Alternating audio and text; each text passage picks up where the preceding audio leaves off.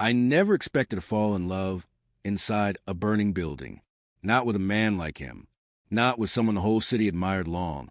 Before I ever walked into the firehouse as a clueless rookie with trembling hands and a badge that still smelled brand new. His name was Chief Andrew Blake, a veteran firefighter with 20 years of scars, ashes, and broken nights behind him. He wasn't supposed to change my life. He wasn't supposed to teach me how to breathe again. He wasn't supposed to look at me the way he did in the glow of the flames, like he saw something worth saving. I was just a rookie. He was a legend everyone relied on. But the night he pulled me out of the burning warehouse, when he wrapped his arms around me, when I felt his heartbeat pounding against my chest, when he whispered, "Stay with me, kid," that was the night everything started. What I didn't know, what I couldn't have imagined, was that loving him would come with the one thing no firefighter can ever escape: loss. Because in our world, you don't get guarantees. You don't always get a happy ending. Sometimes you only get a moment, one that changes you forever, and then the fire takes what it wants. Before we begin this story, a story of courage, longing, sacrifice, and the kind of love that burns brighter than the flames we fought, make sure to subscribe to the channel. You're about to hear something real, something raw, something that will stay with you long after the final chapter. I still remember the heat of my first real fire, not the flames, but the heat inside my chest. The kind that comes from fear, adrenaline, and the crushing awareness that you're responsible for someone else's life. I had trained for months, memorized every protocol, practiced every maneuver, but nothing prepares you for the moment the alarm sounds and your name is called like it matters. I was the new guy on Station 42, the rookie, the one still figuring out how to breathe through a mask without fogging up the inside of it. My name is Evan Carter, 21, fresh out of the academy, still carrying the kind of hope you're supposed to have before real life teaches you what courage actually costs. He was the opposite of everything I was. Captain Cole Maddox, the most respected and feared firefighter in the entire district. A veteran with 15 years of service. A man whose presence could silence an entire room. Whose calm voice made even the worst inferno feel survivable. He was tall, broad-shouldered, with a jaw scarred from a collapse years ago. People said he never showed fear. People also said he never got attached to anyone. I didn't believe either. Not after the way he looked at me that first morning. It was my orientation day. The chief introduced me. The crew nodded politely. And then Cole stepped closer, studying me like he could already see whether or not I'd survive this job. "You follow orders?" he asked. "Yes, sir." "You panic easy?" "No, sir." "You lie well," he said. I swallowed. "Sir." He tilted his head, not unkind. Everyone panics at first. What matters is what you do next. He walked away, leaving my heart hammering against my ribs. From that moment on, I watched him carefully. The way he tightened his gloves before entering a burning structure. The way he checked every team member's gear twice, even when they insisted they were fine. He didn't talk much, but when he did, every word had weight. I wanted to earn his respect. I didn't plan on wanting more than that. I didn't plan on the way my chest tightened whenever he said my name. I didn't plan on noticing how gentle he could be in the smallest moments, offering water to a rescued child, fixing a rookie's strap in silence, staring out the window long after everyone else fell asleep in the bunk room. But the heart doesn't care about logic, not even in a firehouse. My first emergency call came on a Thursday at 5:42 p.m., a 2-story residential structure with heavy smoke showing. My hand shook as I pulled my gear on, but Cole's voice cut through the noise. "Stay behind me. You don't move unless I tell you." Something in his tone steadied me more than training ever had. We climbed off the truck, smoke rolling across the lawn like a living thing. Neighbors were screaming. A woman grabbed Cole's arm, sobbing, "My son is still inside." He didn't hesitate. Masks on. Line ready. "Carter, you're with me." My legs nearly buckled. The reality hit me all at once. I was going inside a burning home with Cole Maddox, the man whose footsteps were practically legend. The heat hit immediately. Smoke wrapped around us, thick and choking, but Cole's hand pressed against my shoulder, guiding me forward. His presence was grounding, like a lifeline tethering me to the world outside the flames. Stay low, he said through the mask. Follow my light. I did. I followed every move he made. We found the boy curled behind a collapsed piece of furniture. He was unconscious but breathing. Cole lifted him like he was made of air, cradling him against his chest as if protecting something more fragile than life itself. Carter, clear the path for extraction. I kicked burnt debris aside, heart thundering, lungs screaming, until we burst through the front door into the evening air. The mother collapsed to her knees when she saw her son, and Cole lowered him gently into her arms. That moment, watching Cole, soot-covered, exhausted, trembling slightly but still standing strong, did something to me, something irreversible. Later, when the boy was safe and the crowd dispersed, Cole walked over to me while I cleaned my gear behind the truck. He didn't say anything at first. He just stood there, breathing in the cool air like he hadn't been inches from death minutes ago. "You did good in there," he finally said. "Thank you, sir." He shook his head. "Don't call me sir. Maddox is fine." I nodded, trying not to look too affected by the softness in his tone. He studied me for a long moment, eyes unreadable behind the dirt and sweat. "You were scared," he said. I stiffened. It's not a criticism. It's truth." He stepped closer. "But you didn't freeze. That's what matters." His gloved hand brushed my shoulder, not accidentally, not carelessly. My breath caught. He held my gaze for a heartbeat too long, something unspoken flickering between us before he stepped away. "Get some rest, Carter," he said quietly. "You'll need it." But I didn't sleep. How could I stop thinking about the way he touched me, the way he looked at me, the way something in his voice changed whenever he spoke my name? I was a rookie. He was a veteran. And this, whatever it was, wasn't supposed to be happening. But the fire wasn't the only dangerous thing in that station. Something else was beginning to burn. And deep down I knew this flame would cost us both more than either of us was ready to lose. I didn't sleep much after that first night on duty with Mark. The station was quiet, the bunks dim, the hum of the old air conditioner buzzing just enough to keep me awake. It wasn't the alarms or the weight of the job, or even the constant awareness that a call could come at any second. It was him, Mark Carter, 10-year veteran, the guy everyone respected without hesitation, the guy who walked with confidence, talked with ease, and carried scars he never explained.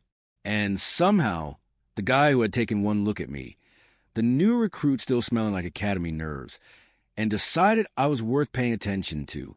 I replayed everything he said that night, every glance he gave me, every laugh I didn't expect. And the worst part was, I felt something shifting inside me, something I couldn't name yet and wasn't supposed to feel. Veterans didn't get close to rookies like that. Firefighters weren't supposed to blur lines. And I definitely wasn't supposed to be this drawn to him. By morning, when the sun crept through the station windows, I was already exhausted. Mark caught me in the kitchen staring blankly at a cup of coffee I hadn't touched. "Long night?" he asked, grabbing a mug. I tried to play it off. "Just getting used to the mattress." He smirked. "The mattress is the least of it. You'll get used to the rest." I wanted to ask what the rest meant. The adrenaline? The fear? The unspoken bond between guys who ran toward things everyone else fled from? But he added quietly, "If you ever need someone to talk to, I've been where you are." I swallowed, unsure how much he meant. Before I could answer, the alarm cut to the room. Engine 4, ladder 4, structure fire, residential, possible entrapment. Everything happened fast, boots, coats, buckles, helmets.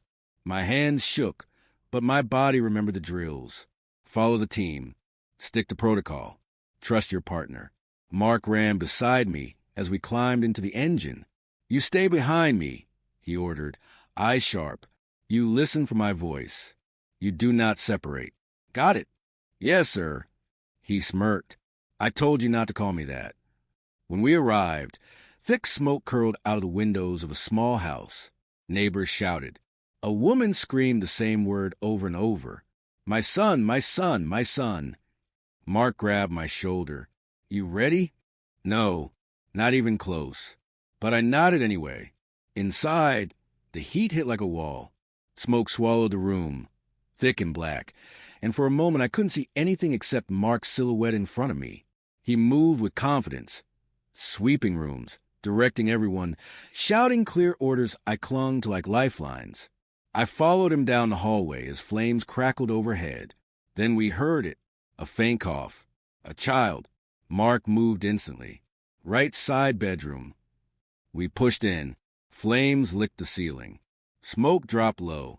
A small boy huddled behind the bed, eyes wide with terror. Mark knelt in front of him, voice gentle even through the mask.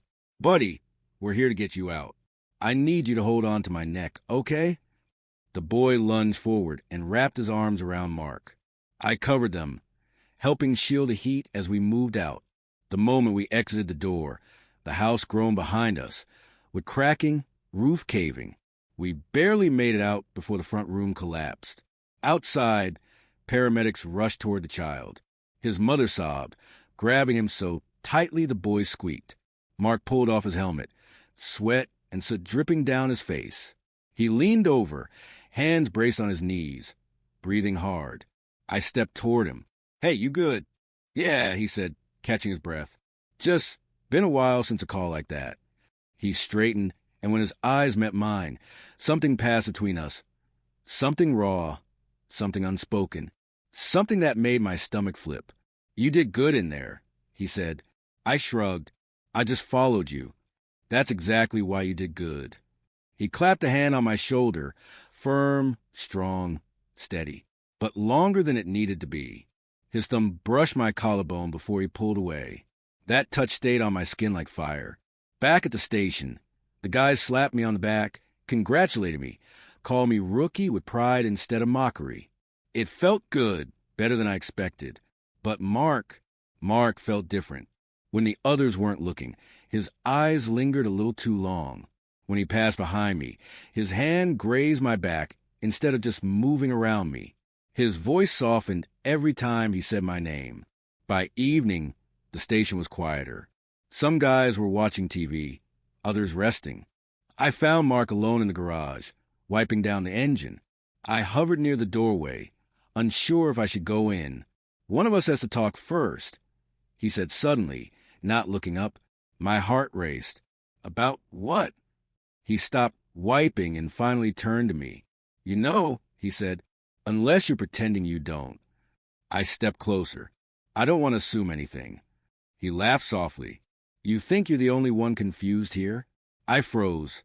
Mark tossed the rag aside and walked toward me slowly. Too slowly.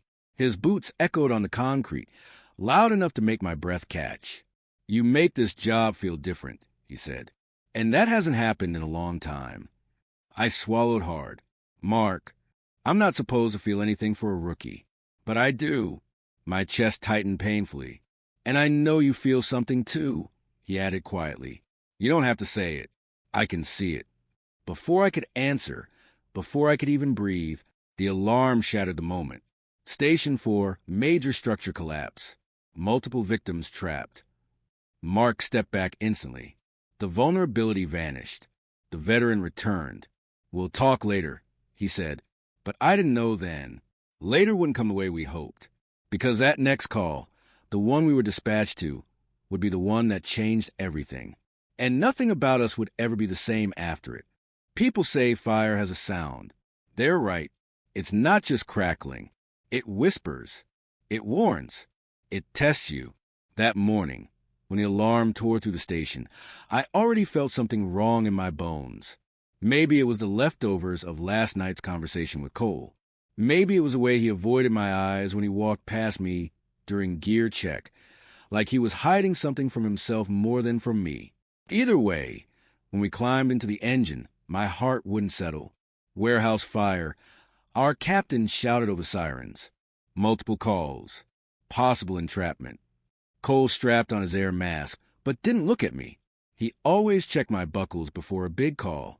Always. Today he didn't. I leaned closer. "Cole, you good?" He finally turned. His eyes were tired. No, more than tired. Scared, but he forced a smile. "Yeah, rookie. Just focus." Rookie. He hadn't called me by my name since last night. That stung more than the heat, waiting for us. When we arrived, the scene was chaos. Flames crawled up the warehouse walls like they were alive. Smoke poured out of shattered windows. People screamed somewhere far away. Sirens stacked on top of each other, and the air tasted like burning metal. Cole grabbed my arm before I stepped off the truck. "Hey," he said, eyes locked on mine now, intense. "Stay behind me. No hero moves." "I know," I said. He hesitated, like he wanted to say something else, but then the captain shouted, "Team 2 with me. Cole, Liam, you're inside on search." We ran. Inside was hell. The heat slammed into us like a wall. Our flashlights cut through smoke, so thick it felt like swimming in darkness. Debris crashed somewhere overhead. Each breath from my oxygen tank felt too short, too loud. But Cole moved like the building belonged to him. Calm, fast, confident. He was everything I wanted to be. Everything I wasn't yet. Seeing him like that always did something to me.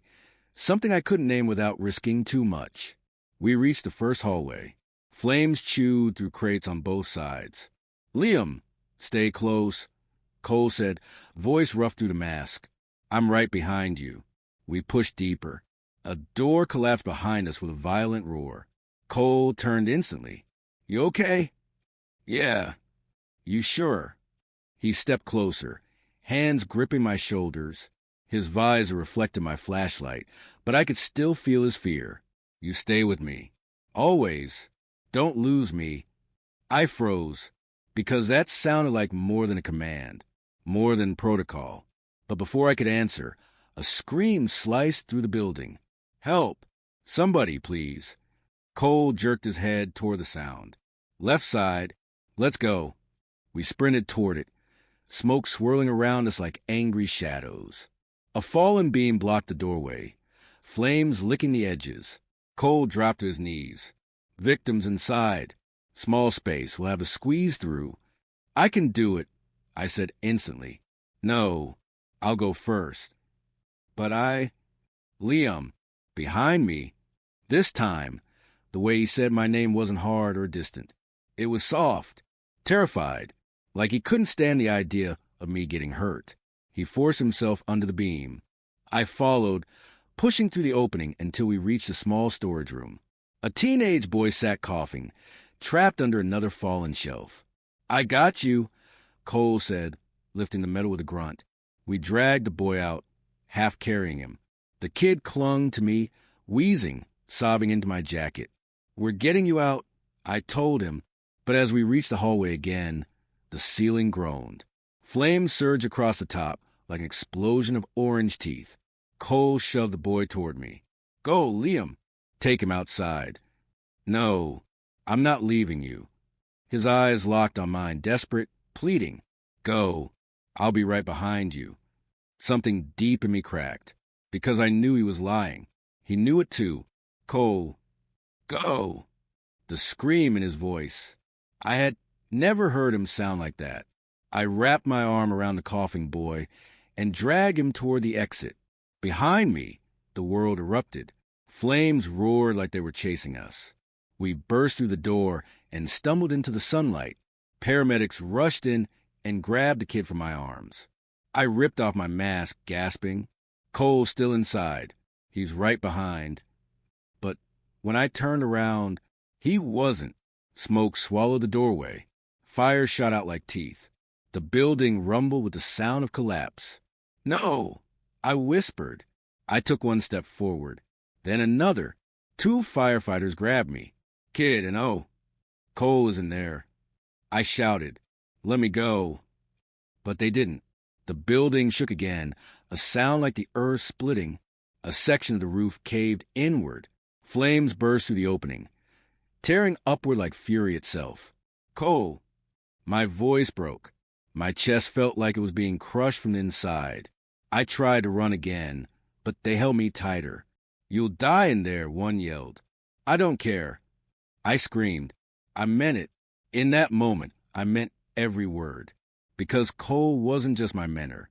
He wasn't just a firefighter. He wasn't just a veteran who taught me everything. He was the man I fell for without even noticing. The man whose voice steadied me, whose smile saved me, whose hands guided me through more than burning rooms. And now he was inside flames that wanted to erase him. I kept yelling his name until my voice disappeared. Minutes passed, hours, or maybe it just felt that way. Finally, when the fire calmed, when the building cooled enough for a search crew to enter, someone shouted, "Victim located." My heart jumped. They pulled someone out, covered in soot and ash, mask melted, turnout coat blackened. Cole. They laid him on the ground. I dropped to my knees next to him. He wasn't breathing. "Cole," I whispered. No, come on, Cole." Paramedics rushed in, pushing me aside. They worked on him with frantic movements, shouting numbers, pressing on his chest, forcing air into his lungs. I watched everything, every second, every failed attempt, until finally one of them stopped, shook his head, and covered Cole's face with a burned, trembling hand. The world around me blurred. Voices became echoes. Sirens became distant hums. He was gone. My partner, my mentor, my almost love, gone. And all I could think was, he told me to stay behind him. He told me not to lose him. He told me he'd be right behind me. And I believe him. This story was supposed to end differently. But fire doesn't care about love. And now I had to live with the last words he ever said to me. When I walked into Station 27 the next morning, the air felt heavier than usual, like the whole building was holding its breath. The faint smell of ash clung to my jacket. A reminder of yesterday's call, of the way Jackson dragged me out of that collapsing hallway before the fire swallowed everything behind us. He saved my life. And then he acted like it meant nothing. Jackson was already in the bay when I arrived, checking the hoses like he always did, shoulders tense, jaw locked. He didn't look at me, not even when I stood just a few feet away. His silence felt louder than the wail of any siren. "Morning," I said, trying to sound normal.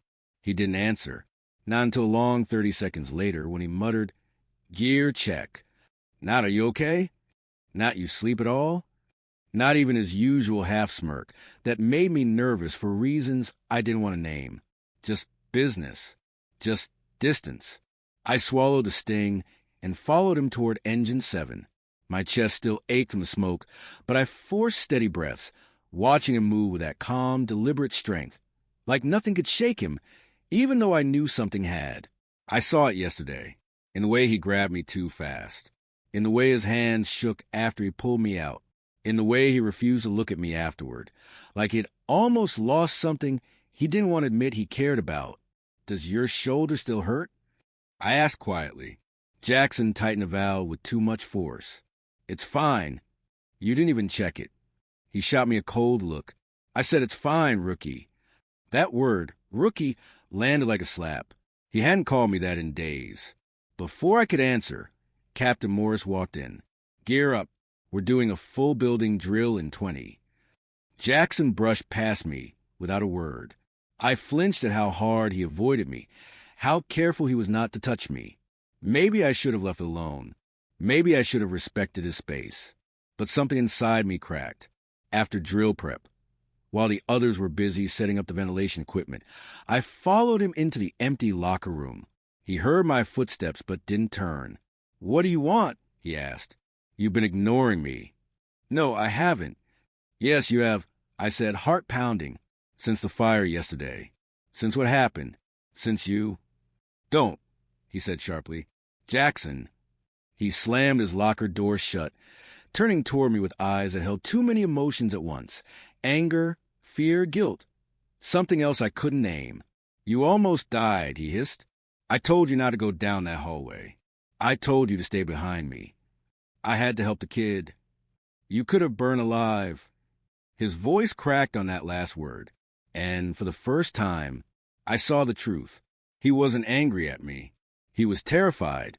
Jackson squeezed his eyes shut, breathing hard. When he opened them again, his mask was gone. He looked raw, exposed, human. "I dragged you out by your jacket," he said slowly. I felt it ripping in my hands. If I'd been 1 second later, he swallowed hard. "I can't watch that happen again. I won't." My chest tightened. "Jackson, I'm okay." "That's not the point," he whispered. Then what is... He didn't answer. Not at first. Then, quietly, painfully, he said the words he'd been trying to avoid. You matter to me. The room went silent. My breath caught. The world narrowed to the space between us. He stepped closer, just enough that I felt the heat of him, the way his presence always filled a room. I don't know when it happened, he admitted, or why, but somewhere between teaching you how to check your air tank and pulling you out of hell yesterday, I realized I care about you more than I should. My heart felt like it was going to break out of my chest. Jackson, I whispered. He shook his head. I can't care about you. Not like that. Not in this job. You think I asked for this? My voice trembled. You think I wanted to feel anything for you? His eyes softened. So you do feel something. I didn't answer. I didn't need to. He took one more step, close enough that our boots almost touched. Say it, he murmured. If you feel something, just say it. But the station alarms erupted above us, blaring through the building. A major call. High-priority fire. Jackson cursed under his breath, the moment shattering like glass. Suit up, he said, already running out the door. I followed him, heart pounding, the unfinished confession burning in my throat. Smoke filled the sky before we even reached the site. A 2-story apartment building was already engulfed, flames licking out the windows, neighbors screaming on the sidewalks. Jackson took command automatically, voice sharp, steady, controlled. You stay behind me, he ordered. No heroics. Okay, I said, but I could tell he didn't trust me. Not after yesterday. Not after what he almost confessed. Inside, the heat hit us like a wall. The crackling roar of flames drowned out everything else. Jackson's back was the only thing I focused on, broad, steady, a lifeline in the smoke. We found 2 residents on the 2nd floor, unconscious from fumes. We carried them out, fighting through the choking black air. Jackson's movements were precise, powerful, familiar. Then someone shouted from outside. There's a kid still inside. Top floor. A kid, just like yesterday. Jackson turned to me, eyes wide with fear. No, he said. You stay out here. You hear me? But... I said stay outside, Evan. Then he ran back into the burning building before I could stop him. Captain Morris shouted for backup, but Jackson was already gone, and all I felt was panic, because I knew something Jackson didn't. The side stairwell had collapsed. He was heading straight into the worst part of the fire. Let me go after him. I begged. No, Morris barked. If he chose to go, he knows the risks. But I didn't care about risks. I cared about him. Flames burst through the top windows. Debris rained onto the street. The building groaned under the weight of its own collapse. Through my mask, I heard something that broke me. A muffled scream from inside. Jackson. Before anyone could stop me, I ran toward the door. And that was the moment the roof gave out. A massive, deafening crash shook the ground. The top floor collapsed entirely. The fire surged, swallowing the doorway Jackson had just entered. I froze. Someone grabbed me from behind, dragging me back, shouting orders. But I didn't hear them. All I heard was the roar of the fire. All I saw was a place where Jackson had disappeared. And I knew he wasn't coming back out. End of chapter 4. I didn't sleep the night before our final drill. I kept replaying the way Mason looked at me during gear check, that quiet intensity in his eyes, the unspoken fear, the unspoken hope. I knew something was shifting between us. Something fragile, something vast. And I also knew we were running out of time to pretend otherwise. The sun wasn't even up when I walked into the station. The bay doors were half open, letting in cold morning air that smelled like steel and rain. Most of the guys were still getting their gear on. But Mason was already suited up, leaning against the engine, helmet under his arm. He looked up the second he heard my footsteps. You're early, he said, voice rough from sleep. I couldn't stay home, I admitted. He didn't smile, not fully, but his expression softened in that quiet way that made something inside me hurt. Come here, he said. I walked over, and for a moment we just stood there, side by side in the dim blue light of dawn. The world was quiet in that strange way only fire stations get before the alarms start screaming. You ready for today? Mason asked.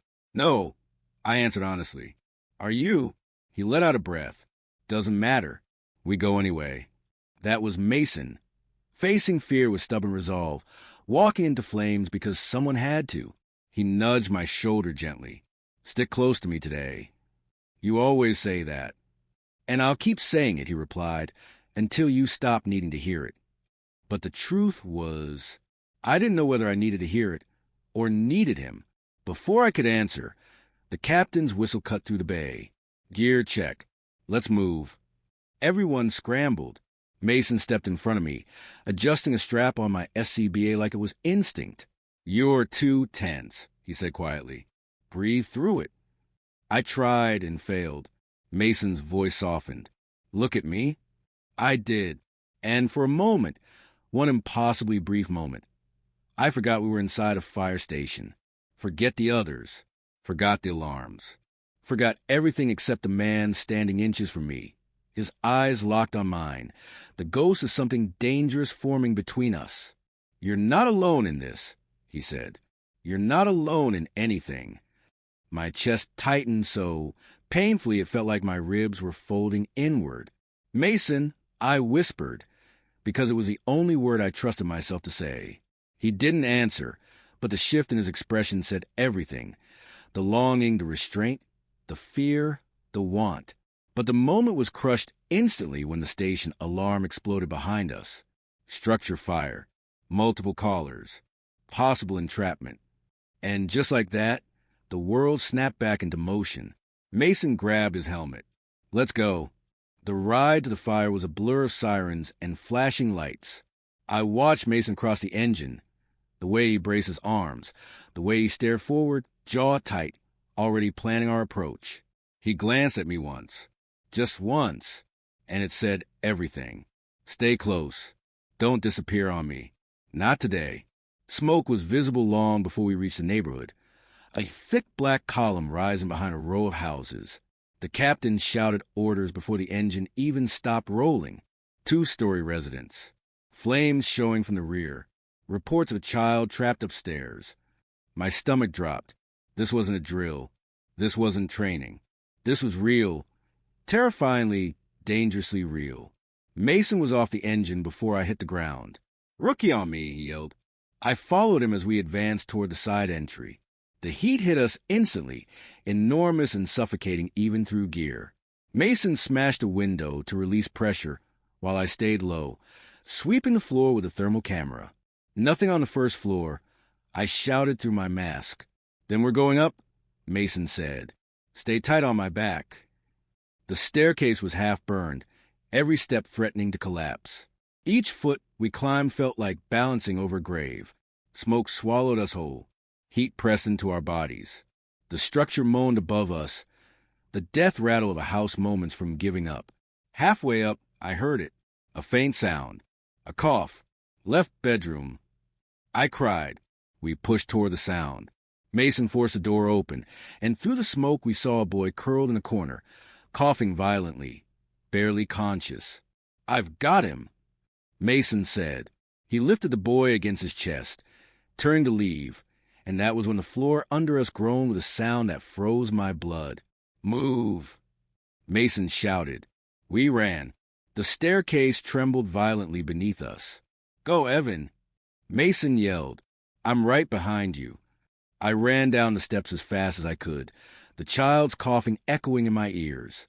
But just as we reached the last 3 steps, the house gave out. The floor collapsed behind us with a deafening roar. Mason shoved the boy into my arms. Take him. No. Mason. Go.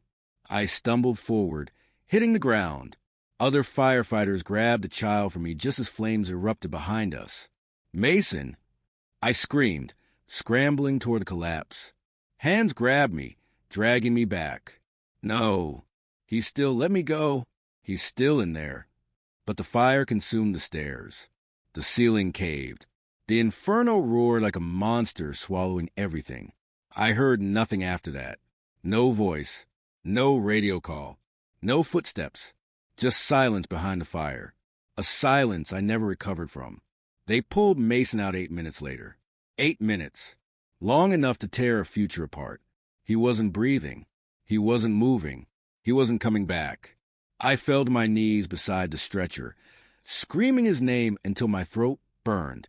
But nothing answered me. Nothing ever would. The world blurred, sirens shouting lights, until someone pulled me away from him. I don't remember who. I don't remember walking. I don't remember breathing. All I remember is the weight of the gear on my shoulders and the emptiness next to me where Mason should have been walking. I had promised to stick close. He had promised I wasn't alone. But promises don't stop fire. Promises don't stop loss. And loving someone you never got a hold breaks you in places you didn't know existed. We never kissed. We never said the words. We never got to finish what we started. And now we never will. End of chapter 5. I don't remember running out of the station. I don't remember grabbing my gear. I don't even remember climbing into the truck. All I remember is the sound of Marcus's voice over the radio. Shaky, broken. Unlike anything I had ever heard from him. Engine 12. This is Lieutenant Walker. I'm trapped. Second floor collapsed. Fire spreading fast. My heart stopped. The veteran who trained me. The man who taught me how to breathe inside a burning building. The man who made me believe I belonged in this world. The man I loved, even though we never said it out loud. As we sped through the city, sirens tearing the air apart, I held onto the radio like it was his hand. My captain kept shouting instructions, but all I heard was my own pulse, violent and panicked. We arrived. Flames were everywhere. The house looked like it was being swallowed alive. I jumped from the truck before it even stopped moving. "Nate!" the captain shouted. "Stand down. We follow protocol." But protocol meant waiting, and Marcus didn't have time. I ran for the entrance, feeling the heat slam into me like a brick wall. Smoke clawed at my lungs, even through the mask. Everything inside me screamed, but not as loudly as the thought of losing him. I pushed through the flames. "Marcus!" I yelled. For a moment, there was nothing except crackling fire and falling debris. Then, "Nate, is that you?" His voice was faint, but it was him. I pushed deeper. The floor groaned under my boots. My arms burned. Every breath felt like glass. And then I saw him, pinned under a fallen beam. Still conscious. Still fighting. Still Marcus. His mask was cracked. His air tank was nearly gone. "Nate," he said when he saw me. Even through layers of gear, I felt the relief in his voice. "You idiot, you shouldn't have come in here." I dropped to my knees and started lifting the beam. "You'd do it for me." He didn't deny it. He just looked at me, really looked at me, as if the world outside the flames didn't exist. "I'm getting you out," I said. "Nate, don't say anything except where you're hurt." His hand reached for mine, small contact, gloved, shaking, but enough to break me from the inside out. "I'm not getting out of this," he whispered. "Yes, you are." He shook his head. The beam crushed my legs. "Even if you lift it, the fires already circled the stairwell." I tried anyway. God, I tried. I lifted with everything I had, muscles screaming, lungs begging for air. The beam moved, an inch, maybe two, but it wasn't enough. "Nate, stop," he said softly. "I can't lose you. You were never going to keep me," he said, pain in his voice, but something gentle too. We both knew this job came first. I shook my head fiercely. "Marcus, please. I need you to do something for me." His voice broke. "Anything," I whispered. "Take off your mask." My breath hitched. "What? No." "I want to see you," he said. "Just once, without anything between us." My hands trembled as I lifted my mask. Hot air rushed against my face, stinging my skin, filling my lungs with smoke. But when I looked at him, he smiled. Soft, sad, beautiful. "There you are," he whispered. "My rookie." A ceiling beam groaned above us. "Nate," he said, squeezing my hand. "Listen to me. I won't leave you." "You have to." I shook my head again, tears burning more than the smoke. No, I stay with you." "Nate." He swallowed hard. "I'm in love with you." Time stopped. The flames. the collapsing walls, the sirens outside. Everything disappeared except his eyes, warm and terrified and full of a truth he never said until now. I love you too, I whispered. I've loved you since my first day here. He let out a broken breath, a sound that was half relief, half heartbreak. Another explosion shook the house. Nate, go, he pleaded. If you stay, you die. And I can't have that on me. I can't live with leaving you. You can, he said, because you're strong, and because someone has to carry my story. The beam above us cracked. Nate, he whispered, tears falling now. Please don't make me watch you die. My chest collapsed inward. My body shook violently. I pressed my forehead against his helmet. I don't want to leave you alone. You're not, he breathed. You'll take me with you. Everywhere. The captain's voice screamed through the radio. Nate, get out now. The house is coming down. Marcus pulled my hand to his chest, right over his heart. Go, he said, live. For me. I don't remember standing. I don't remember running. I don't remember breaking through the flames as the floor collapsed behind me. All I remember is the sound, the house giving way, the final roar of fire, and then silence. Later, they found his badge in the rubble. They gave it to me. People say time heals. They lie. Time only teaches you how to carry the weight. Marcus didn't die because he wasn't strong.